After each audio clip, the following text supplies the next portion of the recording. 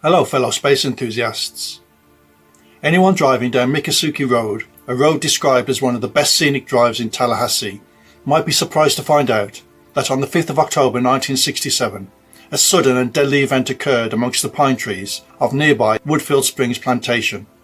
On that date, the peace of the countryside was shattered by the sound of an aircraft impacting the ground, signalling the death of an astronaut.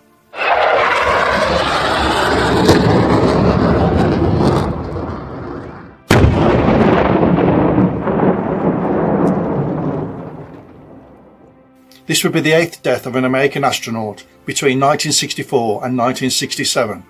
For the previous 7 of these astronauts, the location of their deaths are well documented. On the 31st of October 1964, Theodore Freeman was killed when he ejected from his T-38 jet following a bird strike. The aircraft impacted the ground in a barren field between the Gulf Freeway and the old Galveston Road, about 1 mile short of Ellington Air Force Base in Houston.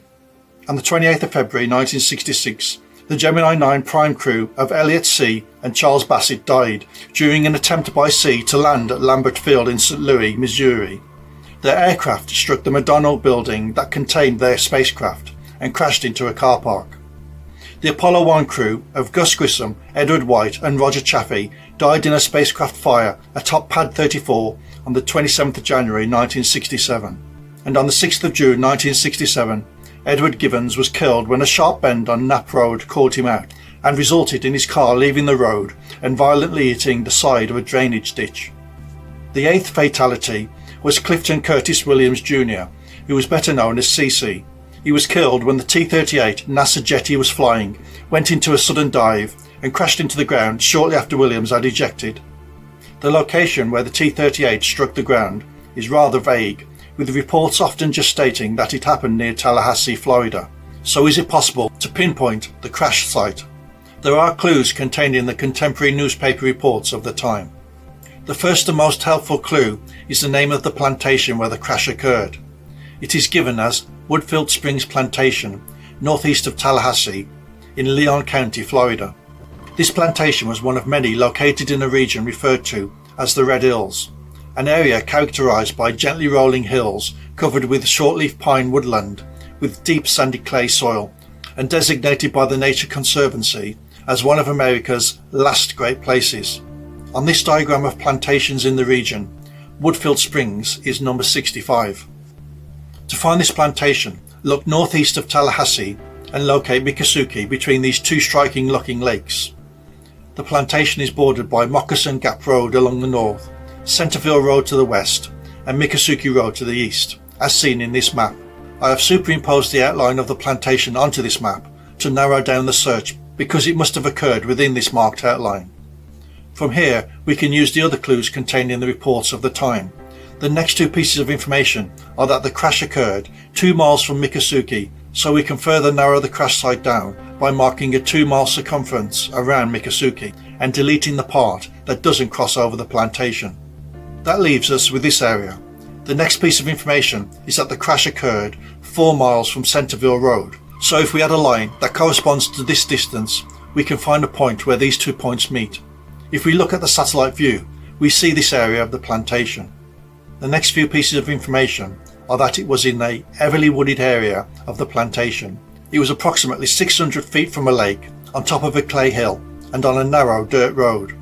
If we zoom in on this area, we can see that it is indeed located near to a lake, and that it is heavily wooded, and that there are a couple of dirt roads. I have narrowed the location down as much as I can using the information available, but there's no guarantee that this is even anywhere near the actual crash site. Maybe someone out there watching this video could take up the search. There are 2 facts though that hinder this search. At the time of the crash, when the plantation was owned by Gilbert W. Humphrey, posted signs were put onto trees along the road because the plantation was private property, and that is still the case today. If you drive down one of the roads entering the plantation called Lee Reeves Road, you will eventually come across a sign that says "No trespassing, Woodfield Springs Plantation." So finding the crash site is not going to be done without prior permission being gained. The other factor is that it is questionable if the crater is even still there. The investigation report gave a description of the exact spot. Ejecta from the impact made an almost perfect 5-point star. The star shape can be clearly seen in this photo of the crash site. Searching the satellite view, no such landmark is clearly visible, and no doubt the area has changed over the subsequent years. The report does say that digging equipment was brought in, so it's fair to say that after excavating the site, it would have left a deep and wide hole in the ground. The report also states that on the 9th of October, rain filled the hole, which required pumping equipment to drain it.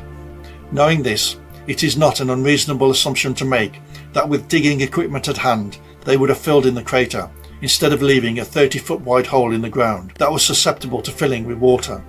So it's going to be a hard task to find the exact site, because if there's no obvious signs of the crater, and if there's probably few people alive today who were alive at the time of the crash and had first-hand knowledge of where the crash site is, as well as the inaccessibility of the area, this is one mystery that may have to remain unsolved. Why does this matter? Well, this is the point at which a US astronaut destined to go to the moon lost his life, and it shouldn't be lost to history. I hope you have found this video interesting. Don't forget to subscribe, and thank you for watching.